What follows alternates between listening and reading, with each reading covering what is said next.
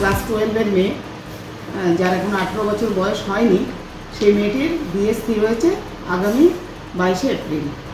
তো জানার সাথে সাথেই আমরা আমার কন্যাশ্রীর যে নোডাল টিচার তিনি আমাকে জানান বিষয়টা, এবং আমরা টিচারদের মধ্যে আলোচনা করার পর আমি আমাদের যিনি সভাপতি স্কুলের কিন্নর সেন তার সাথেও পরামর্শ করি এবং এটা সিদ্ধান্ত নিই যে এই কাজটা, তার বিয়েটা আটকানো আমাদের খুব দরকার।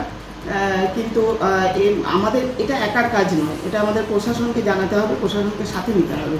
যে কারণে আমি তৎক্ষণাৎ আমরা থানায় যাই, থানায় গিয়ে অফিসার যিনি আছেন ওসির সঙ্গে দেখা করি এবং বিষয়টা ওনাকে জানাই।